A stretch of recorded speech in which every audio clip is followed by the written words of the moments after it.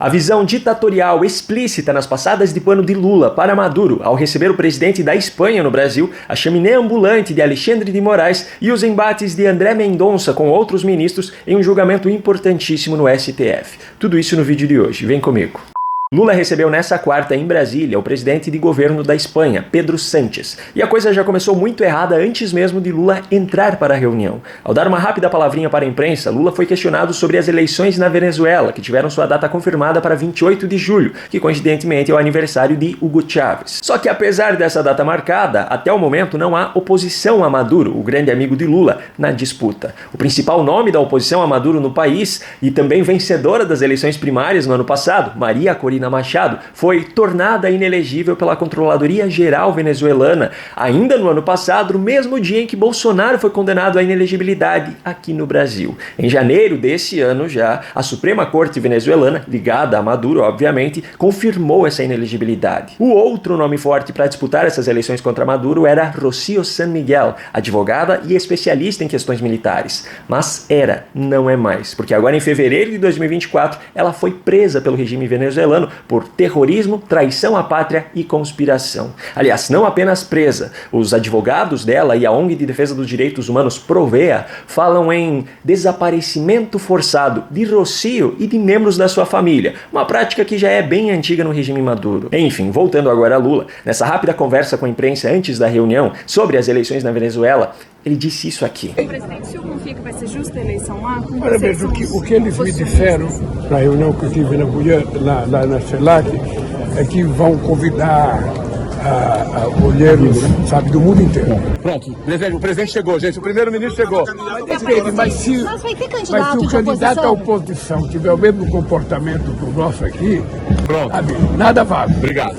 Aqui ele se refere com esse nada vale. A eleição nada vale? A oposição nada vale? Bom, mesmo questionado sobre isso depois, Lula não quis se explicar. E pior, para existir oposição é preciso antes que o regime do seu amigo Maduro permita a candidatura de alguém na oposição, o que até o momento não aconteceu. Bom, Lula se reuniu com Pedro Sánchez, presidente da Espanha, os dois assinaram alguns atos e depois participaram de uma coletiva de imprensa. Ambos fizeram as suas declarações iniciais, Lula trouxe velhas narrativas como sempre, mas quando foi aberto espaço para as perguntas dos jornalistas, é que o bicho pegou. Uma jornalista da Folha de São Paulo fez essa pergunta aqui. Boa tarde, Mariana Holanda da Folha de São Paulo. Eu queria perguntar para os dois. Ontem o presidente Maduro marcou as eleições para o dia 28 de julho na Venezuela. Eu queria saber se há hoje condições para que a gente tenha eleições justas lá.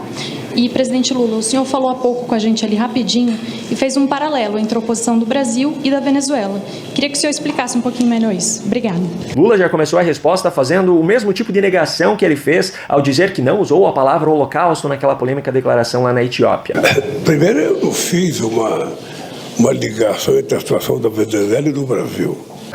Fez sim, e tá gravado. Mas se o candidato à oposição tiver o mesmo comportamento que o nosso aqui, pronto, sabe, nada vale. Mas ao continuar a sua resposta, Lula foi piorando ainda mais. Eu só disse a vocês que houve aqui nesse país, eu fui impedido de concorrer às eleições de 2018.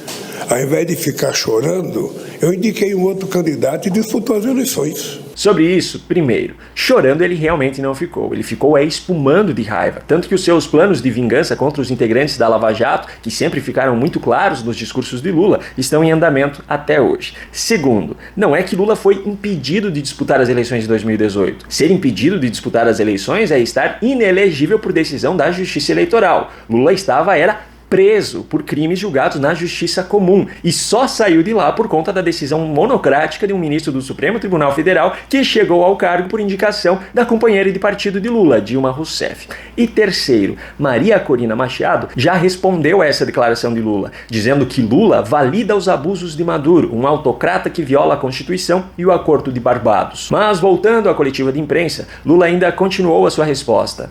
Na Venezuela está marcadas as eleições por dia 28 de julho, é o que eu fiquei sabendo ontem e hoje pela manhã. Agora, a pergunta de vocês, essas eleições vão ser honestas ou não? Eu espero que as eleições sejam as mais democráticas possíveis e, segundo o presidente Maduro me disse na reunião em São Vicente e Granadina, ele vai convocar todos os olheiros do mundo que quiser assistir o processo eleitoral na Venezuela. Bom, além disso, o que eu posso esperar? Que haja as eleições para a gente saber se foram democráticas ou não. Agora eu pergunto, de que adianta convocar o mundo todo para acompanhar as eleições se não há oposição? O mundo todo vai fiscalizar o quê? E ainda tem mais um trecho da fala de Lula que eu destaco aqui. Agora, a gente não pode já começar a jogar dúvida antes das eleições acontecerem. Porque aí começa a ter um discurso de prever antecipadamente que vai ter problema. Nós temos que garantir a presunção de inocência até que haja as eleições, para que a gente possa julgar se ela foi democrática, se ela foi decente. Prever problemas? Não é preciso prever nada, os problemas já estão acontecendo há muito tempo. E ao dizer que é preciso esperar as eleições para ver se elas serão democráticas, Lula simplesmente defende tudo que a ditadura de Maduro vem fazendo até aqui, o que definitivamente, claramente, explicitamente não é democracia. Bom, um pouco mais adiante na coletiva, em mais um de seus já tradicionais surtos de ódio, Lula interrompeu a pergunta de uma jornalista para fazer ataques a Bolsonaro, falando para o presidente da Espanha, segundo Lula, Pedro Sánchez. Em nome da imprensa espanhola que acompanha da imprensa espanhola que acompanha o presidente Sánchez. Dizer uma coisa para o presidente Pedro Sánchez. Não sei se você teve conhecimento, aqui neste país, há 2 anos atrás, o presidente da República teve a insensatez, a falta de pudor e a falta de vergonha de convocar todos os embaixadores, inclusive todos da União Europeia, estiveram reunidos com o presidente da República para ele insinuar aos embaixadores do mundo inteiro que as eleições no Brasil não eram honestas, que ele ia ser roubado, que as eleições não eram confiáveis. Tá? Só para você ter ideia da qualidade da pessoa que governava esse país. Agora vamos para o outro assunto. O Supremo Tribunal Federal retomou também nesta quarta-feira o julgamento da descriminalização do porte de maconha para uso pessoal. Eu já falei sobre o fato de que isso deveria estar sendo discutido no Congresso e não no Supremo em outros vídeos, então não vou entrar novamente nessa questão. O fato é que ontem André Mendonça declarou o seu voto e em suas argumentações ele foi contestado e contrariado por outros ministros, mas não abaixou a cabeça e não se rendeu à maioria. E eu trago aqui agora alguns trechos dessa discussão. Primeiro, a interferência feita pelo atual presidente do Supremo, Barroso, que argumenta não querer sujar a ficha de um jovem procurando emprego pelo simples fato de ter sido pego consumindo a droga. Adianto que eu vou seguir essa mesma linha do ministro Cristiano Zanin, de não descriminalizar. Porque salvo, repito, se houver um reajustamento dos votos anteriores, entendo que nós estamos, sim, tratando de descriminalização. O ponto que eu observei, ministro André, nós não temos uma divergência de substância, é que todos nós que já votamos acompanhando o relator, nós mantemos as penas do artigo 28. Talvez despenalizar nem seja a palavra certa, porque nós mantemos a pena. Pelo menos o 28, 1 e 3. Isso. Nós só dizemos que elas não são de natureza penal, e sim administrativa. Mas isso é descriminalizar.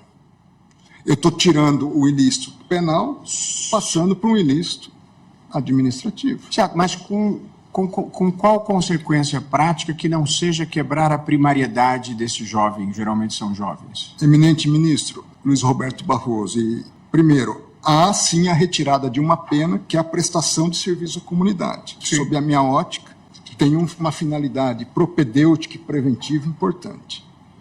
Esse é um primeiro aspecto. Quanto à questão da reincidência, se o ponto é esse, eu acho que nós não precisaríamos partir para esse caminho. Não é a reincidência. É que para um jovem pobre que está procurando emprego, se constar da certidão de antecedentes dele que ele não é mais primário, ele tem uma dificuldade a mais na vida, numa vida que já é difícil.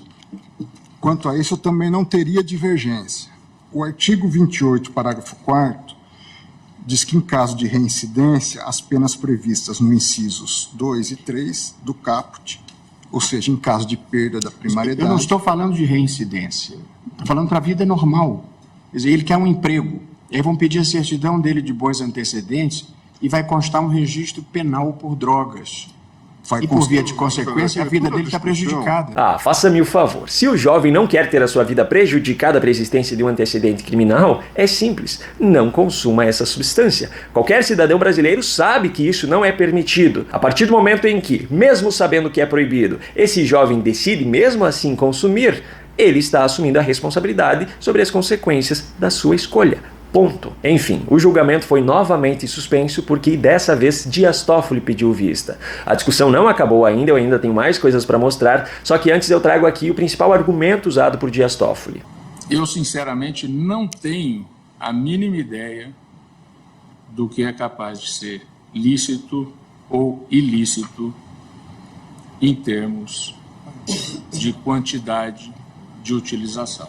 Eu penso que cabe ao legislador e ao Poder Executivo, na forma da nossa regulamentação constitucional, que são as agências reguladoras, dizer sobre isso. E é muito fácil eles lavarem as mãos e jogarem para as nossas responsabilidades. Dito isso, eu não falo mais nada. Isso foi mais ou menos um "eu só digo uma coisa, não digo nada". Só que eu não poderia deixar de comentar sobre a fala do ministro ao afirmar que é muito fácil para os outros poderes lavarem as mãos e colocarem sobre eles a responsabilidade. Poxa, mas não é justamente o Supremo que está invadindo a competência do Congresso? Isso já não foi motivo de embates ao longo dos últimos meses? Enfim, a culpa é deles, eles colocam em quem eles quiserem, não é mesmo? Logo adiante, Moraes fez algumas ponderações, e é aí que veio o argumento da chaminé. Aqui é para evitar o arbítrio e a diferenciação que ocorre, e os mais de 3 milhões de flagrantes que eu mapeei com o pessoal da jurimetria, isso demonstra, no porte, aquela pessoa que está com 10 gramas, como disse o ministro André, 25 gramas, como disse o ministro Zanin e o ministro Cássio, 60 gramas, quando eu disse, Vossa Excelência, o ministro Gilmar, não significa que ela vai usar 60 gramas, até porque ia ser uma chaminé, se fumasse 60 gramas de maconha naquele momento. Eu só faço 2 observações. Primeiro, Moraes provou que nem mesmo a toga da mais alta instância do poder judiciário desse país é capaz de calar a 5ª série que há dentro de um homem. E segundo, se um indivíduo está aportando uma quantidade maior do que a que ele mesmo vai consumir, significa que ele está aportando o que será consumido também por outra pessoa. O nome disso não é tráfico. Mas ainda teve mais um argumento na sequência. E eu saliento muito isso do depósito e a questão da casa, como disse no início do julgamento, porque essa é a questão primordial que nós vamos definir aqui. A partir do momento que ficar definido tantas gramas, para o usuário não é mais possível se falar em flagrante de crime permanente e se adentrar à casa do usuário. Isso é muito importante. Na prática, o que vai acontecer é o seguinte: impedindo que uma autoridade adentre à residência do usuário ao flagrá-lo portando essa substância, a descoberta de traficantes, que já era difícil, passa a ser quase impossível. Na sessão de ontem, o ministro André Mendonça trouxe que 10 gramas da substância são capazes de produzir 34 cigarros. Portanto, 60 gramas, como citou Alexandre de Moraes, produziriam mais de 200 cigarros. Se, porventura, o Supremo decide que essa quantidade passa a ser considerada como porte pessoal, um traficante simplesmente distribui por um bairro inteiro, portando 60 gramas por vez, tranquilamente para o resto da vida, sem ser preso. Bom, quem também interferiu nos argumentos de Mendonça foi Gilmar Mendes. Só que no meio da sua fala, Mendonça lhe fez uma pergunta que, aparentemente, ele não estava tão preparado para responder. E aí gaguejou mais do que genro visitando o sogro para pedir a sua filha em namoro. Por isso que, inclusive, no voto, que é muito mais alongado, se falava de medidas recomendáveis que o próprio Congresso poderia tomar. Uma dúvida, ministro Gilmar. Nós vamos mandar para a delegacia, nós vamos mandar para onde? Exatamente se diz. Claro que vão continuar. A autoridade administrativa vai cuidar disso. Essa é a proposta do modelo. Essa é a proposta do modelo. Eu entendo. Ministro Alexandre trouxe aqui O ministro Alexandre trouxe aqui, veja, eu não quero... E para finalizar, eu trago aqui uma fala de André Mendonça, colocando ordem na casa, dando nome aos bois, já que os outros ministros estavam contornando com argumentos como: olha, nós estamos votando a favor da descriminalização, mas não é que estamos descriminalizando mesmo. É uma questão que nós estamos definindo uma descriminalização. Pelo menos sejamos honestos em admitir isso. É uma tese de um lado, é uma tese de outro, mas é isso do que nós estamos... Sim, mas deixa de ser infração penal, continuando a ser um ilícito aqui administrativo. Por isso que, inclusive, propus uma interpretação conforme. O que, com a devida vênia, é uma descriminalização. No canto da sua tela aparecerão agora recomendações de outros vídeos aqui do canal para que você os assista caso ainda não tenha feito. Se você gostou desse conteúdo e quer receber os novos vídeos aqui do canal, se inscreva e ative o sininho de notificações. Essa é a única forma de garantir que o YouTube entregará a você esses novos conteúdos. Um grande abraço e até o próximo vídeo.